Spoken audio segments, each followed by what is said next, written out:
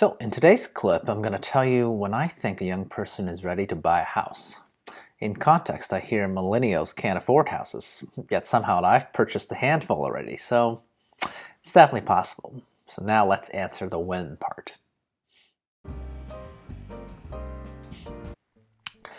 Heyo, Zempak here, another day not working for the man. If you're here, do me a favor, comment, like, and subscribe, as we're all at the mercy of the great AI pie in the sky. Praise Internet. So my friend asked me, when would someone be ready to buy a house? I'd like to break this down to two major factors: life stage and money. Okay. Number one.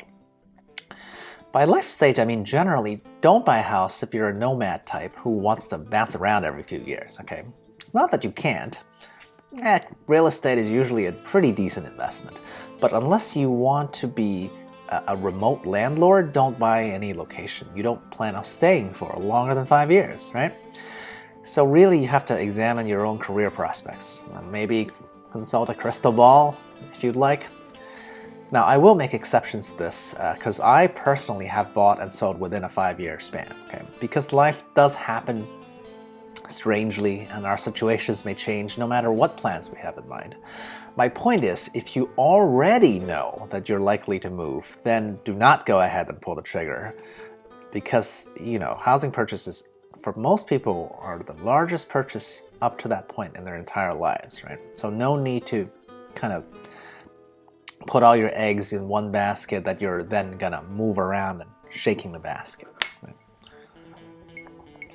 I'll add in a factor 1B here, okay? You have to actually be ready as a person for more responsibilities, because home ownership will definitely bring that. Repairs, updates, yard maintenance, the desire to buy real furniture that's not from IKEA. Owners do not get to dump responsibility like renters can, okay? If you're thinking about buying a house, I'm guessing you're pretty much an adult now, right? So get on with it. Now, if you want to make sure you are actually ready for more responsibilities, just ask yourself this question. Can you keep wherever you live right now fairly organized and clean? Because if you can't do that for your bachelor or bachelorette pad, then you're probably not ready for home ownership, okay? Now, factor number 2, this is the fun part for me, right? Do you actually have the resources to buy a home? I will break this section down even further, okay?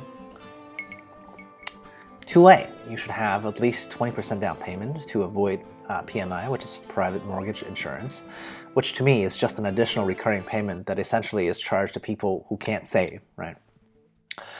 My personal suggestion is a much higher down payment, right? More like 25% to 40% down payment if you can swing it.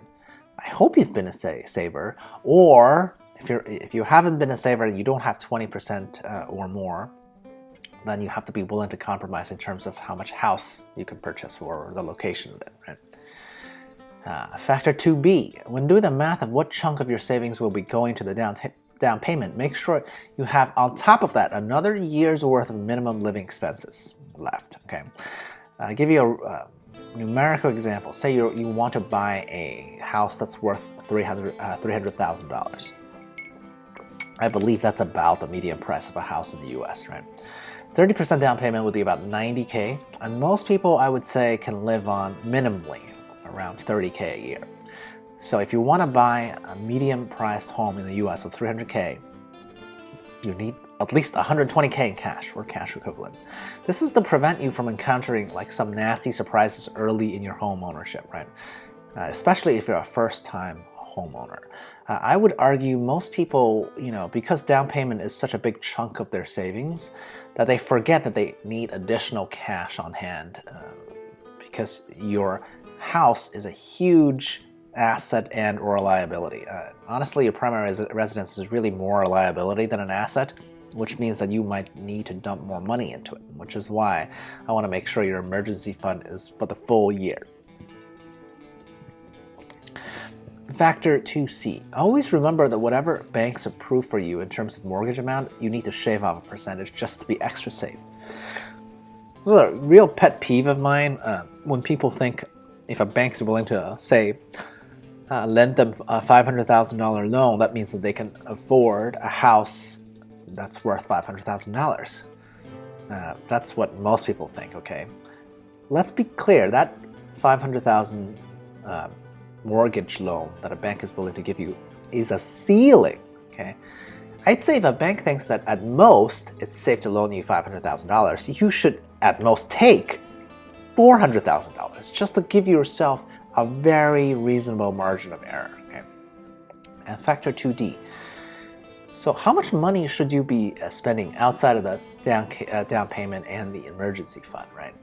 I would say you should keep the combination of mortgage, real estate tax, and home insurance, right? It's not just mortgage, all three of these combined.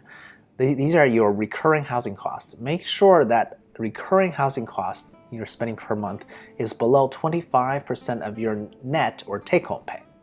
This is a pretty common housing rule, though normally I find people just say, hey, you want to keep your mortgage under 25%. I say every regular expected housing expense added together should be less than 25%.